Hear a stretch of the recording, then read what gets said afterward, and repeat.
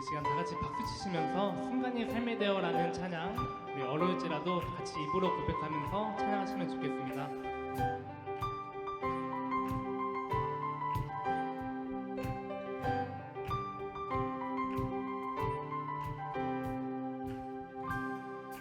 우리 당신을 만난 한순간 작은 흐름 속 나의 삶이 바뀌었네. 주님 우리를 향한 사랑이 삶의 순간에 영원히 함께 하시네.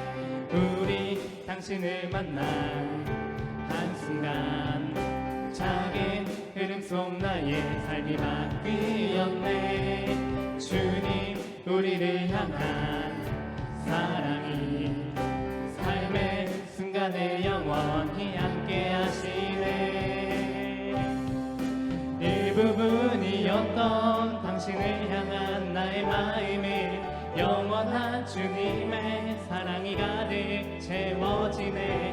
내 삶의 주인이라 당신을 향한 나의 고백은 영원한 주님의 흔적이 가득 채워지네.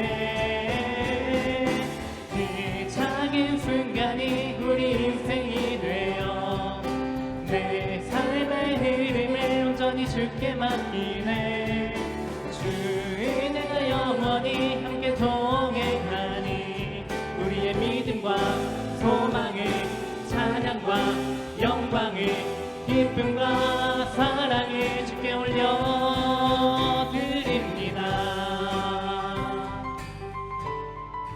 아멘. 우리 다시 한번 우리 목소리로 찬양하시겠습니다.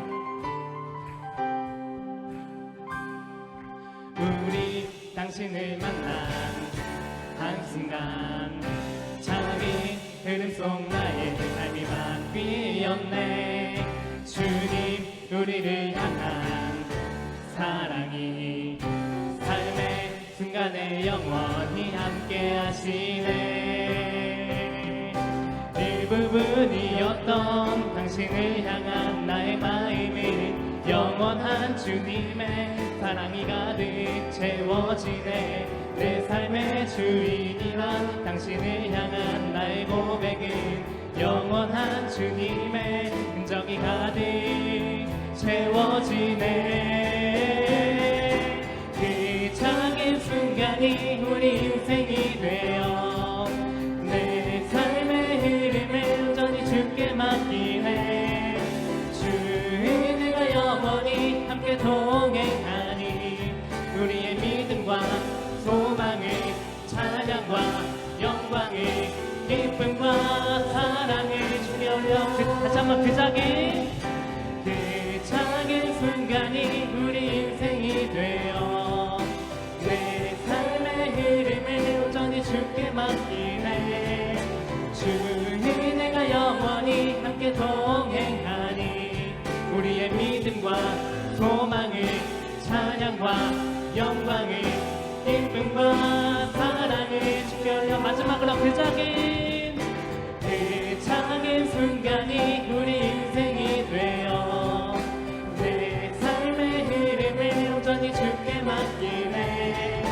주의 내가 영원히 함께 동행하니 우리의 믿음과 소망을 찬양과 영광을 기쁨과 사랑을 주께 올려드립니다.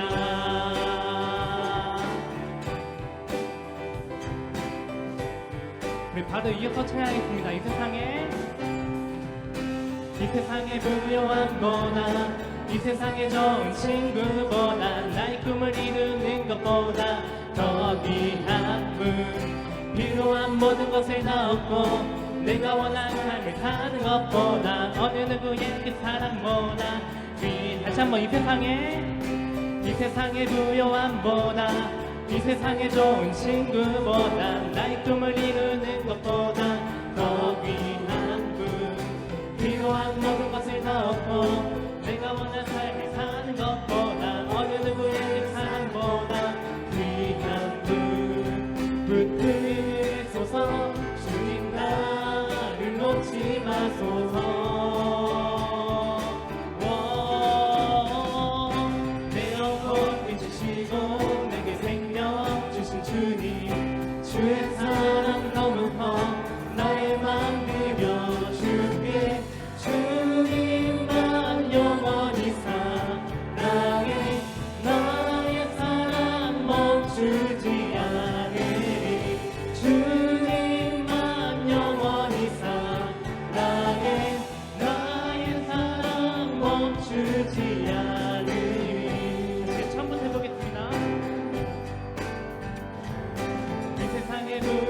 거나 이 세상의 좋은 친구보다 나의 꿈을 이루는 것보다 더 귀한 분 필요한 모든 것을 나왔고 내가 원하는 삶을 사는 것보다 어느 누구에게 사랑보다 귀한 분 붙드소서 주님 나를 놓지 마소서 내 영혼 비추시고 내게 생명 주신 주님 주의 사랑 너무 커 나의 맘 들여 주께 주님만 영원히 사랑해 나의 사랑 멈추지 않으리 주님만 영원히 사랑해 나의 사랑 멈추지 않으리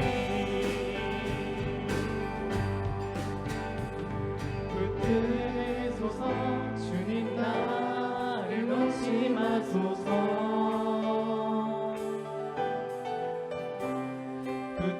붙드소서 주님 나를 놓지 마소서 붙드소서 주님 나를 놓지 마소서 마지막으로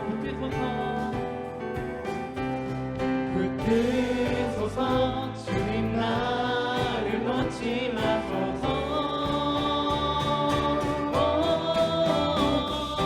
내 영혼 믿으시고 내게 생명 주신 주님 주의 사랑 너무 커 나의 맘 들여 주께 주님만 영원히 사랑해 나의 사랑 멈추지 않으리만 주님만 영원히 사랑해 나의 사랑 멈추지 않으리 주님만 영원히 사랑해 나의 사랑 멈추지 않으리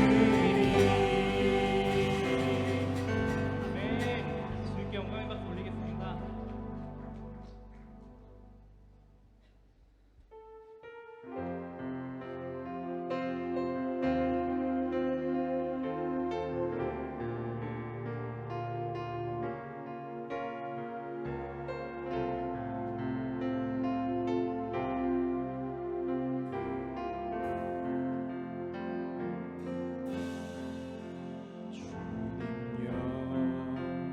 이 손을 꼭 잡고 가소서 약하고 피곤한 이 몸을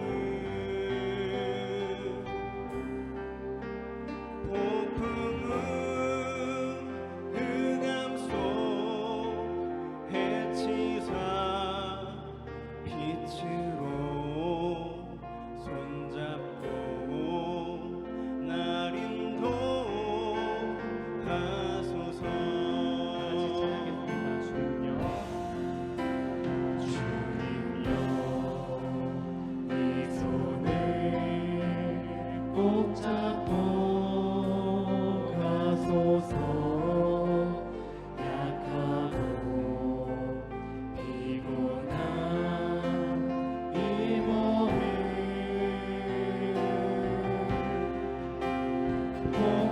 폭풍은 흑암 속 해치사 빛으로 손잡고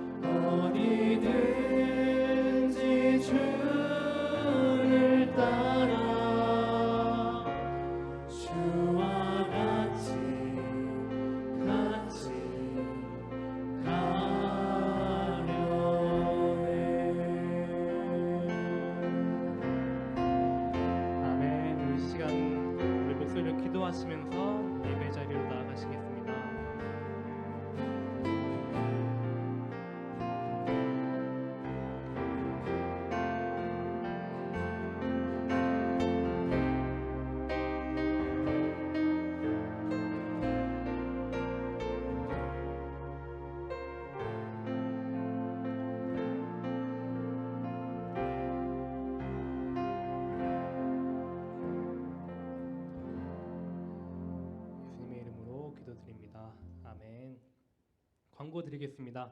오후 프라임워십에 오신 우리 성도님들과 청년들 다시 한번 사랑하고 축복합니다. 하나님께 예배함이 우리의 기쁨이 되길 원하고 이 시간 전심으로 주님께 예배드리길 소망하겠습니다.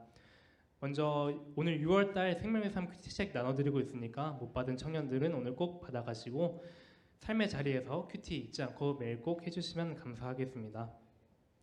그리고 남전도회 체육대회 우승으로 우리 함께해 주신 청년들과 성도님들 다시 한번 감사드리고 우승 상품으로 수건 오늘 꼭 챙겨가시면 되겠습니다.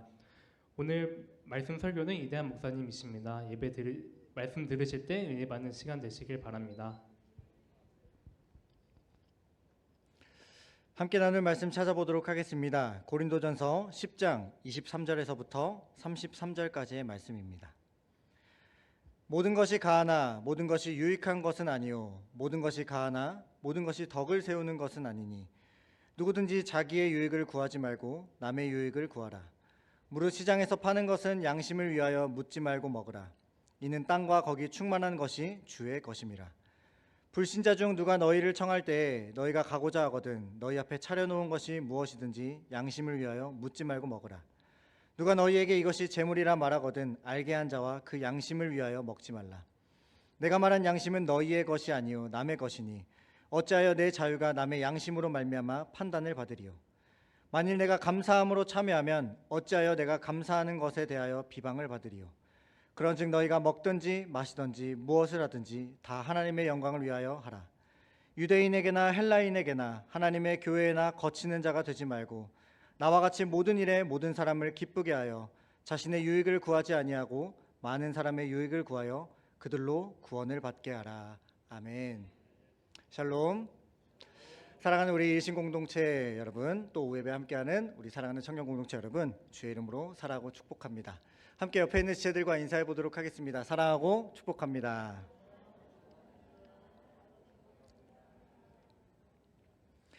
이 고린도는 지중해 동과 서를 연결하는 항구 도시였습니다. 그래서 무역과 상업, 그리스 철학과 문화, 종교가 융성했던 도시로 그리스 로마 신화의 이 다신 문화, 다신 숭배와 더불어 세계 각국의 많은 사람들이 찾아왔기 때문에 그들의 우상을 통한 음란들이 스며들어왔고 거기에 로마 황제 숭배까지 이 종교 혼합주의가 사람들 사이에 뿌리 깊게 내려있던 곳이 바로 고린도 지역이었습니다. 바울이 이곳에서 1년 6개월 동안을 머물고 교회를 세우면서 사람들을 양육하고 떠나게 되었습니다. 그렇게 편지를 통해서 서로의 소식을 듣게 되었습니다. 그런데 이들의 들려오는 소식은 처음에는 참 좋았습니다. 왜냐하면 바울이 분명하게 고백하고 있습니다. 고린도 교회를 생각할 때마다 하나님께서 베풀어 주신 은혜에 내가 항상 감사하고 있다. 너희들은 은사도 많고 지식도 많고 모두가 부러워할 만한 교회의 외형적인 모습은 잘 갖추고 있다. 그런데 그렇게 은혜가 큰 만큼 반대로 사단의 공격도 크다. 분쟁과 갈등도 이곳에 많았다라는 것입니다. 그래서 바울은 이들이 당면한 그 문제들과 궁금증들에 대해서 신앙적인 답변을 기록한 것이 바로 이 고린도 전서였었습니다. 오늘 본문의 전인 10장 중반부에서는 이들이 바울에게 질문을 합니다. 우상 숭배에 관해서요. 전도되어진 사람들 중에 우상 숭배와 제사에 참여하는 것, 그리고 그리스도의 성찬에 참여하는 것에 대한 이 차이점들을 이들이 구분하지 못했기 때문에 바울은 귀신의 식탁과 주님의 식탁에 겸하여 참여할 수 없음을 분명히 하면서 우상 숭배를 금지시켰습니다. 그래서 바울은 10장 14절에 이렇게 말합니다. 그런즉 내 사랑하는 자들아, 우상 숭배하는 일을 피하라. 분명히 이렇게 피하라라고 말합니다. 여기서 피하라라는 단어는 현재 능동태 명령법으로 지속적이고 반복적인 동작을 뜻할 때 이 형태가 쓰이게 되는데요. 우상 숭배가 있을 때 신속하게 돌이켜서 뒤도 돌아보지 말고 떠나라. 도망쳐라. 유혹이 있을 때마다 부단히 이렇게 하라라고 요청한 것입니다. 그런데 이 모든 것을 바울에게 잘 교육받고 양육받고 믿음이 좋아서 구별할 수 있고 자제력이 있는 그리스도인들도 분명히 교회 안에 있었겠죠. 이들에게는 분명히 예수님께서 진리가 너희를 자유케 하리라 라는 그 말씀대로 먹고 마시고 입고 생활하는데 아무런 제약들이 없었을 겁니다. 그런데 문제는 반대로 신앙이 정말 약한 자들, 이제 시작을 해서 그리스도의 장성한 분량에 이르지 못한 젖먹이 가난 아이들과 같은 신앙인들도 교회 안에 분명히 있었다라는 것입니다. 이들에게 우상 숭배는 안 됩니다라는 것은 비교적 조금 쉽게 이해시킬 수 있었는데, 오늘 본문에서는 이 우상 숭배 이후에 우상 숭배와 함께 제사에 사용된 음식들을 먹고 마시는데 우리가 그것을 먹을 수 있느냐 없느냐에 대한 문제에 대해서 바울이 답변을 해준 것이 오늘의 본문의 기록 중에 기록이 되어져 있습니다. 바울은 단순히 먹어라, 먹지 말아라 이렇게 그냥 답을 내고 끝내는 것이 아니라 우리들의 인생 가운데 펼쳐지는 그 신앙의 여정들 속에 공통적으로 적용될 수 있는 신앙의 원리를 바울은 오늘 본문을 통해 분명하게 밝히고 있습니다. 먼저 오늘 본문 23절과 24절 말씀을 함께 읽어보도록 하겠습니다. 모든 것이 가하나 모든 것이 유익한 것은 아니요 모든 것이 가하나 모든 것이 덕을 세우는 것은 아니니 누구든지 자기의 유익을 구하지 말고 남의 유익을 구하라. 아멘. 이 말씀은 고린도전서 6장 12절에도 동일하게 바울이 기록을 하고 있습니다. 하나님께서 주셨고 허락한 것이 있기 때문에 모든 것을 거리낌 없이 다 먹어도 된다. 하지만 이것이 다 유익한 것은 아니다. 모든 것이 가능하다 할지라도 그것이 다 덕을 세우는 것은 아니다라고 분명하게 사도 바울은 이야기합니다. 여기서 중요한 것은 모든 것을 할 수 있다 없다의 기준이 덕이 되느냐 안 되느냐에 있다라는 것입니다. 믿음이 강한 사람들에게 있어서 그리스도인들에게 자유함이 있기 때문에 모든 것이 가능하다라고 극단적으로 주장했습니다. 마음에 거리낄 것이 없기 때문에 마음껏 먹는 거 가능하다. 바울은 일단 이것에 동의는 합니다. 하지만 이 모든 게 때로는 유익이 되지 않을 수도 있다라고 분명히 하고 그리스도인과 교회를 세워가는 것도 아닐 수 있게 됨을 분명하게 하면서 때로는 이 그리스도인들의 자유도 우리가 제한을 할 줄 알아야 한다라고 분명하게 말합니다. 제가 만약 청년들과 신방을 하고 있다라고 가정을 한번 해보겠습니다. 하나님께서 모든 것을 창조하셨고 생육하고 번성하고 땅에 충만하고 정복하라 하셨기 때문에 모든 것을 다 먹을 수 있고 저는 목사이기 때문에 스스로 잘 조절하고 절제가 가능하다라고 하면서 우리 청년들과 신방을 하면서 밥을 먹고 있는데 제가 갑자기 여기 소주 한 잔만 주십시오 라고 한다든지, 제가 춤과 음악이 너무 좋아서 우리 청년들 같이 클럽 가서 같이 춤춰 거기서 신방 한번 하는 게 어떨까요? 라고 여러분 한번 가정을 해봅시다. 물론 신앙이 정말 좋은 청년들 중에 이런 모습을 보고 하나님이 모든 것을 다 가하셨다 했기 때문에 목사님이 진짜 말씀대로 실천을 하시는구나, 목사님 진짜 믿음 좋으시네 라고 박수치고 내가 이 모습을 본받아야겠다 라고 할 만한 청년들은 대한민국의 0.00001%도 안 될 겁니다. 아마 아무도 없을 겁니다. 이 말인즉슨 다 이 모습을 보게 된다면 시험에 들고 넘어지고 혼란스러울 겁니다. 이 말씀은요, 나의 자유를 남용하게 된다면 나에게도 유익이 되지 않을 때가 있고 이것을 계속해서 나를 위해 이기적으로 사용한다면 타인들과 교회 공동체 내에도 파괴하는 말씀으로 이어진다라는 말입니다. 그래서 나 자신의 떳떳함을 증명해내려고 애쓰기보다는 다른 사람의 덕을 고려해라. 그 사람의 덕을 세워가는 것이 훨씬 더 소중한 은혜다라고 바울은 말하고 있는 거예요. 왜냐하면 하나님은 우리를 하나님을 사랑하고 그 하나님을 사랑하는 만큼 이웃을 사랑하라고 우리를 창조하셨기 때문입니다. 즉 하나님을 사랑하고 섬기듯 이웃도 사랑하고 섬기라는 것이 바로 우리에게 주어진 일들이에요. 그래서 우리는 내가 누리는 이 자유 또한 이웃의 신앙을 북돋고 교회와도 화평을 이룰 수 있도록 사용해야 합니다. 그런데 이것이 불가능하다, 이것이 그렇게 잘 되지 않는다고 했을 때는 때로는 내가 누리는 이 자유도 제약을 해야 할 수 있다라는 것입니다. 즉 사도 바울은 우리의 신앙의 자유와 은혜에 대해서 결론적으로 이야기하는 것은 하나님께서 우리를 하나님의 자녀로 부르신 이유는 덕을 세워가기 위함이고 이 덕은 나에게도 덕이 되어야 하고 이웃에게도 덕이 되어야 하고 교회 공동체에도 덕이 되어야 한다라는 것입니다. 당시 고린도 교회에 두 가지 종류의 고기를 판매하고 먹었던 것을 본문 25절과 26절을 통해 알 수 있습니다. 하나는 시장에 팔기 위해서 잡은 고기였고요.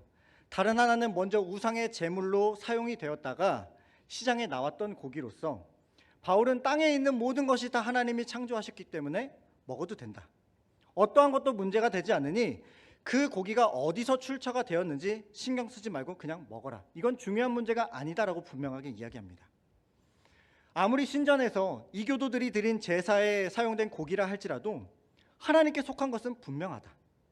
하나님이 창조하셨고 우상 역시도 하나님이 만드신 그 인간의 형상을 따서 만든 피조 형상이기 때문에 우상에게 바쳐진 제물도 믿음이 있는 자들에겐 아무 거리낌이 되지 않는다. 따라서 죄가 아니니까 양심에 찔리는 일인지 아닌지 묻지 말고 그냥 하나님이 주신 은혜로 말미암아 감사함으로 자유를 누리고 먹어라. 이게 원래 본래 뜻이었습니다. 그런데 여기서 한 가지 더 추가하는 것이 있는데 우상의 제물로 바쳐진 것을 누군가 당신에게 말해서 당신이 알게 되었다면 그때는 먹지 말라라고 분명하게 이야기합니다. 28절과 29절 말씀을 함께 읽어보도록 하겠습니다. 누가 너희에게 이것이 제물이라 말하거든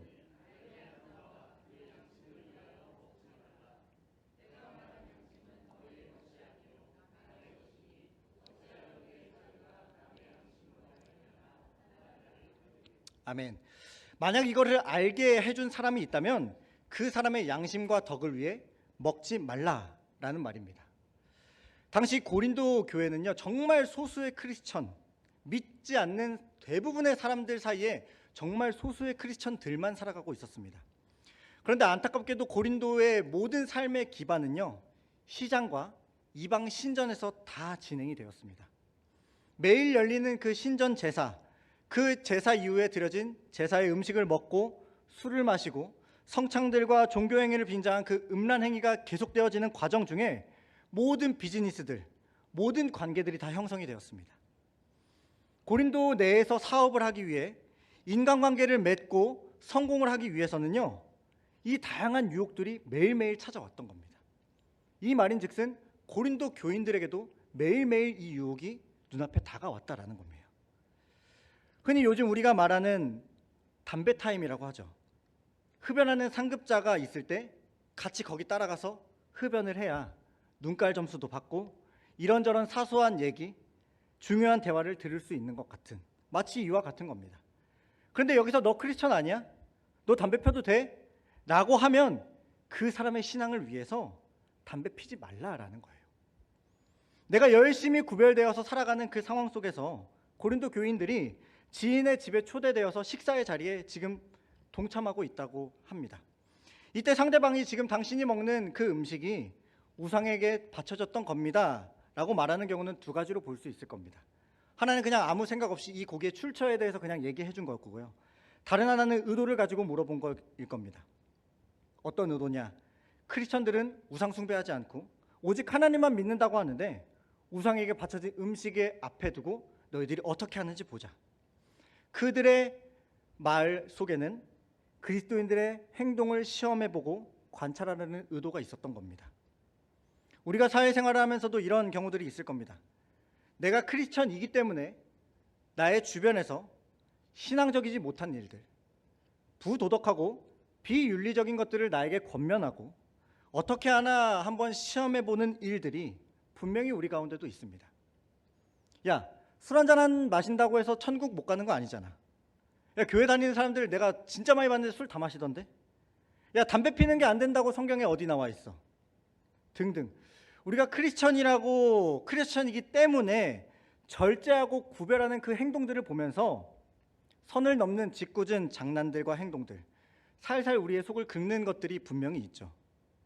그때 거기에 내 자존심을 위해서, 내 미래와 입신양명을 위해서, 어색해지는 관계가 싫어서 눈 딱 감고 거기 넘어가지 말라라고 바울은 말하고 있는 겁니다. 왜냐? 이들의 믿음이 약하기 때문에 내가 아무리 괜찮다고 할지라도 상대방은 그 모습을 보고 시험에 들고 신앙과 믿음에 대해서 잘못 오해할 수도 있기 때문이라는 거예요. 그래서 사도 바울은 우리의 양심보다 더 중요한 것이 있는데 그게 바로 그 사람, 상대방의 양심을 먼저 생각해 보라라는 것입니다. 이것이 바로 하나님의 은혜를 아는 사람들의 모습이다라고 우리에게 말하고 있습니다. 이 말씀을 묵상하면서 제가 느낀 것은 크리스천들의 자존심의 문제가 될 수도 있겠구나라는 것이었습니다. 사실 우리가 술을 마시고 담배를 피고 안 피고는 구원의 문제에 그렇게 직접적으로 연관이 되어 있지는 않습니다. 그런데 세상 사람들이 우리에게 술을 먹이면서 담배를 권하면서 그 반응을 보고 함께 피어가는 그 모습 속에 우리를 시험해보는 상황이라고 한다면요, 우리는 그리스도인으로서 때로는 자존심을 지켜야 한다라는 것입니다. 그리고 절제할 줄 알아야 한다라는 거예요. 믿지 않는 사람들이 우리의 양심과 정직을 시험하려고 할 때 크리스천의 자존심을 세운다라는 건요, 나의 옳음을 증명해내는 것이 아니라 하나님의 영광을 우리가 드러내는 삶이라고 저는 확신합니다. 주어가 하나님이고 중심이 하나님입니다. 그래서 바울이 어떻게 말하느냐? 먹든지 마시든지 무엇을 하든지 다 하나님의 영광을 위해서 하라. 우리 31절부터 33절 말씀을 함께 읽어보도록 하겠습니다. 그런즉 너희가 먹든지 마시든지 무엇을 하든지 다 하나님의 영광을 위하여 하라. 유대인에게나 헬라인에게나 하나님의 교회에나 거치는 자가 되지 말고 나와 같이 모든 일에 모든 사람을 기쁘게 하여 자신의 유익을 구하지 아니하고 많은 사람의 유익을 구하여 그들로 구원을 받게 하라. 아멘. 살아가다 보면 나의 옳음을 증명하고 주장하고 싶을 때가 참 많이 있습니다. 억울하고 괜히 오해받고 싶지 않기 때문에, 또 내가 정말 최선을 다해서 살아내고 있는 이 나의 삶을 증명하고 싶기 때문에 내가 옳았고 당신이 틀렸어 라는 것을 지적하고 싶고 드러내고 싶지만 이것보다 더 우선돼야 할 것이 있다라는 거예요. 무엇을 하든지 내 삶의 기준은 다 하나님의 영광이 되어야 한다라는 것입니다. 나의 영광이 아닙니다. 내가 주어가 아닙니다. 바로 하나님이 주어이십니다. 그래서 바울은 32절에 당부하는데 우리에게 거치는 자가 되지 않게 하라라고 분명하게 기록합니다. 이 거치는 자가 되지 않게 하라라는 단어를 영어 성경은 스텀블, 넘어지게 하다라는 의미로 번역을 하고 있습니다. 우리에게 잘못이 없다 할지라도 나로 인해 누군가가 넘어지게 된다면 그들이 구원받는 데 방해가 되기 때문에 너희들 그 행동 조심해라. 너희들 그 말 조심해라. 너희들 그 생각 조심해라. 왜냐? 너로 인해 넘어져서 그 천국의 문에 들어가는 문이 닫힐 수 있기 때문이다. 이건 세상 사람들에게 뿐만이 아니라 교회 공동체 내에도 넘어지게 하는 자로 너희들이 살아가지 말아라라고 분명하게 선포하고 있습니다. 이 말씀을 예수님이 마태복음 23장 13절에 외식하는 서기관과 바리새인들에게 너희들은 천국 문을 사람들 앞에서 닫아버리고 너희들도 들어가지 않고 들어가는 자도 못 들어가게 막는 모습이라고 예수님이 분명하게 말씀하셨습니다. 하나님은 우리의 신앙적 성숙과 은혜로 인해 옳고 그른 삶을 살아가고 있느냐에 대해서 물어보시는 게 아니라 너희들의 삶의 모습이 하나님의 영광과 구원을 가로막고 있느냐 없느냐에 대해서 물어보시는 겁니다. 아니면 그 일에 너가 그 옳음까지도 때로는 절제하고 그 구원을 문을 여는데 도움이 되고 있느냐를 물어보고 계시는 겁니다. 코로나 기간 우연한 기회로 시작해서 제가 한 약 5년 정도 주말에는 교회 사역을 하고 주중에는 일을 겸해서 할 수 있었던 기회가 있었습니다. 한 회사의 과장이 되었습니다. 현장과 인사, 사무 업무들을 담당을 했었는데 이 일했던 업체에서 다양한 일들을 했었는데 그 중에 하나가 외벽 청소 일도 담당을 했었습니다. 이 외벽 청소가 줄을 타고 내려오면서 청소를 하시는 분들도 있지만 그 줄이 안전하게 잘 걸려져 있는지 확인하는 위에서 감독하는 안전 요원과 또 현장 아래에서 관리 감독하는 안전 요원도 반드시 배치가 되어야 합니다. 당연히 저는 줄을 탈 능력은 없었기 때문에 줄은 타지는 못했고요. 그 줄이 풀리거나 누군가 혹시 그 줄을 끊을 수 있기 때문에 그 현장을 지키는 관리 감독, 또 도심이나 큰 빌딩을 청소를 할 때는 사람들이 많이 지나다니기 때문에 간혹 물건을 떨어뜨리는 경우도 있고요. 물이 떨어지다 보니까 이 물 때문에 내 옷에 튀어가지고 나 빨래비 물어내라고, 세탁비 물어내라고 컴플레인을 거시는 분들이 있기 때문에 이 사람들이 지나갈 때마다 지금 현재 위에서 외벽 청소 중입니다. 불편하시기 때문에 우산 씌워드리고 반대편까지 건너가게 해드리겠습니다. 이렇게 안내하고 이동시키는 안전 요원의 역할도 했었습니다. 하루는 분당의 정말 큰 대형 교회 외벽 청소의 일을 회사가 수주를 하게 되었습니다. 청소를 해야 될 범위와 면적, 줄을 탈 인력 등 모든 것을 다 계산을 해서 교회와 계약서를 작성을 하고 다 이제 마무리가 되고, 이제 현장을 둘러보는 중에 외벽 청소를 담당하는 팀장님이 계속해서 교회는 별로 청소하고 싶지 않은데, 교회는 별로인데, 계속 이런 얘기를 하시는 거예요. 어떤 이야기인지 너무너무 궁금했는데 뭔가 속상한 이야기를 듣게 될까 봐 깊이 물어보진 않았습니다. 그냥 저도 최대한 현장에서 함께 있으면서 얼굴 붉히는 일 없게 잘 진행되도록 제가 최선을 다하겠습니다 라면서 이렇게 달래드렸던 기억이 있어요. 그렇게 일이 시작되고 첫날은 무탈하게 잘 지나갔습니다. 근데 문제는 둘째 날, 마지막 날 발생했습니다. 이제 맨 마지막 마무리 줄이 이제 내려오고 있는데, 교회 관리팀장님으로 이제 매일 출근하셨던 장로님께서 현장에 나오셔서 이제 검사 겸 이제 확인을 하시면서 이렇게 말씀하시더라고요. 저희 과장님, 저희 내려오면서 마지막 줄 내려올 때 저기 보면 카페 출입구 있잖아요. 거기 천장 쪽에 좀 물 고여 있고 이렇게 물 좀 떨어져 있는데 거기 좀 청소해 주면 안 되나? 좀 서비스로 닦아줄 수 없어요? 사실 물어보기보단 약간 반강요에 가까웠던 말이었습니다. 물론 이분의 의도는 교회 예산 정말 아껴서 좋은 조건에 계약을 하고 좋은 관계로 서비스 해드리는 거 문제가 되진 않죠. 그런데 이 모습들이 습관적으로 반복이 되었었고요. 분명히 계약 시에 이분이 교회 사정이 너무 어렵고 예산이 넉넉치 않아서 좀 저렴하게 해줄 수 없냐, 깎아서 계약금을 상당히 낮췄기 때문에 추가적인 청소는 어렵다라고 분명하게 약속을 했고 서로 서명을 했습니다. 그런데도 계속해서 압박이 이어지는 겁니다. 어차피 그거 내려오는데 뭐 닦는데 한 5분 걸리나? 그냥 금방 닦을 것 같은데, 아니면 그거 좀 저한테 줘봐요, 제가 닦을게요. 이런 태도에 저조차도 되게 불편하고 화가 나더라고요. 그래도 어쩌겠습니까? 저는 직원이고 회사가 잘 돼야 다른 분들도 잘 되니까요. 다음에 또 일이 있을 때 회사가 수주를 해야 되기 때문에 내려오던 팀장님께 이 사실을 말씀드렸더니 표정이 굳어지면서 일단 해주시긴 했습니다. 한 5분이 한 20분을 걸려서 깨끗하게 청소를 다 마무리하고 한 뒤에 팀장님께서 저를 따로 불러서 이렇게 얘기하신 게 저는 아직도, 그리고 제 평생에 잊혀지지 않을 것 같습니다. 과장님, 내가 과장님 당시엔 전도사였습니다. 전도사로서 교회에서 일하고 있는 거 다 알고 있다고. 근데 이거 진짜 너무한 거 아니냐고. 어떻게 교회들은 맨날 레파토리가 이렇게 똑같냐고.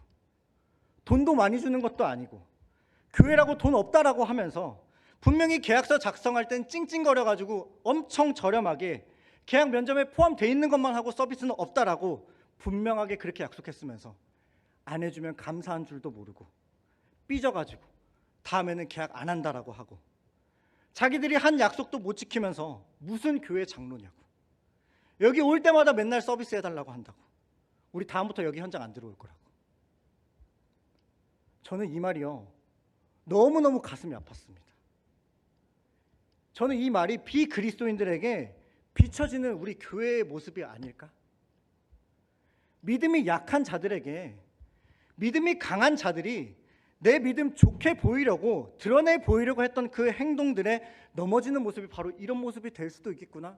저는 그 자리에서 깨달았습니다. 왜냐하면 이 장로님이 그 외벽 청소를 이제 어떻게 되나 궁금해서 보러 오신 그 교회 담임 목사님께서 이제 구경을 하고 계시는데 그 옆에 가셔서 제가 저렴하게 이 외벽 청소 정말 싸게 계약을 했고 저 카페 주변 다 서비스로 받아냈다고 자랑하는 모습을 제가 옆에서 들었기 때문이에요.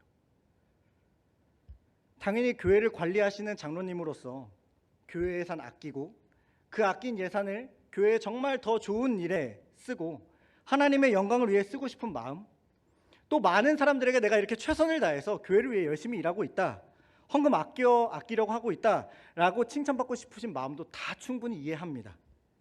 그런데 이로 인해서 믿음이 없는 자들, 그들이 교회에 대한 불신과 혐오와 나아가 하나님을 향한 저주로 이어진다면 오늘 바울은 나의 선한 목표와 목적보다 하나님의 영광, 한 영혼의 구원을 가로막는 나의 태도를 변화시킬 줄 알아야 되고 절제할 줄 알아야 되고 내가 주어가 아니라 하나님은 우리의 삶이 바뀌어야 한다라고 분명하게 이야기하고 있는 겁니다. 그래서 바울은 고린도전서에서 하나님이 우리를 자유케 하셨고 자유자로 만들어 주셨지만 우리가 쓸 수 있는 이 권리를 나를 위해 또 우리를 위한다는 그 말로 포장해서 쓰지 말라라고 끊임없이 강조하고 있습니다. 로마서 15장 1절은 믿음이 강한 우리는 마땅히 믿음이 약한 자의 약점을 담당하라라고 분명하게 말하고 있습니다. 우리가 살아가면서 당연히 이런저런 이유들로 내가 옳다고 이게 맞다라고 생각하는 일들이 분명히 있겠죠. 교회를 위해, 공동체를 위해서 아끼고 절약하는 일도 분명히 좋죠. 칭찬받을 일 맞습니다. 그러나 이것이 하나님의 영광을 위해서가 아니라 나의 영광으로 변질되어져 갔을 때 반드시 나로 인해 누군가는 실족할 수 있고 실망할 수 있고 하나님을 떠날 수도 있다는 겁니다. 믿음이 적거나 없는 이들이 넘어지고 실족시킬 수 있기 때문에 때론 내가 옳고 내가 드러나는 나의 영광보다 그것을 절제하고 하나님의 덕을 세우는 것이 우리에게 더 필요한 일이다라는 것입니다. 이것이 바로 많은 사람의 유익을 위해 살아가는 일임을 33절에 분명하게 사도 바울은 이렇게 마지막으로 고백하고 있습니다. 나와 같이 모든 일에 모든 사람을 기쁘게 하여 자신의 유익을 구하지 아니하고 많은 사람의 유익을 구하여 그들로 구원을 받게 하라. 아멘. 나의 언어, 나의 행동, 삶의 모습으로 하나님을 알 수 있는 기쁨을 그들에게 주어라. 내 유익이 아닌 다른 사람의 유익을 구하고 그들의 덕을 위하고 그들이 구원받을 수 있도록 하는 것이 바로 내가 살아가야 할 이유와 목적이 되어야 한다라는 것입니다. 악하고 험한 세상 가운데 그리스도인으로서 정말 구별되어서 최선을 다해 살아가고 계시는 우리 사랑하는 성도님들, 그리고 우리 사랑하는 청년들, 사업장과 직장, 학교와 세상에서 정말 말씀을 지켜내고 믿음을 지키고 사랑하는 것조차 정말 벅차고 힘든 상황들이 펼쳐져 있는 거 정말 잘 알고 있습니다. 내 믿음을 시험해 보는 사람부터 나의 사소한 행동으로 정말 쉽게 실족하는 사람들까지 정말 가시밭과 지뢰밭이 따로 없는 삶을 우리가 살아가고 있습니다. 교회도 마찬가지죠. 너무 쉽게 상처 주고 상처받고 실망합니다. 이런 모습 속에 우리들 얼마나 많이 나의 옳음과 결백을 주장하고 싶을 때가 많겠습니까? 그런데 오늘 사도 바울은 모든 것이 가하나 모든 것이 유익하진 않고 모든 것이 가하나 모든 것이 덕을 세우지 않음을, 그렇기 때문에 나의 유익을 구하지 말고 남의 유익을 구하며 그리스도의 덕을 세워가라라고 분명하게 우리에게 권면하고 있습니다. 예수님이 십자가에 달리셨을 때 나의 옳음과 결백을 얼마나 주장하고 싶으셨을까요? 죄가 없으신 완전하신 하나님께서 모든 죄를 짊어지시고 십자가에 오르셨는데요. 그런데 그 예수님을 성경은 도살장에 끌려가는 어린 양같이 순종해서 십자가에 올라가셨다. 나의 결백과 옳음을 주장하지 않으셨고 하나님의 덕을 세우기 위해 순종하셨습니다. 이것이 바로 나의 유익을 구하지 않고 모든 사람의 유익을 구하기 위해 그들을 구원의 길로 인도하는 유일한 길이었기 때문입니다. 사랑하는 일신 공동체 여러분, 오늘 우리도 이와 같이 함께 나아가길 소망합니다. 이런 예수님을 조금씩 더욱더 닮아가고 이런 바울의 권면들을 우리 마음속에 새기면서 먹든지 마시든지 무엇을 하든지 다 하나님의 영광을 위해, 우리가 살아가는 삶의 자리에 아직 주님을 알지 못하는 그들이 담이 가로막혀서 하나님을 향한 실족의 인생으로 살아가는 것이 아니라 그 구원의 문을 함께 열어가는 우리 믿음의 공동체가 되어져 가길 간절히 소망하며 함께 찬양하고 기도의 자리로 나아가도록 하겠습니다.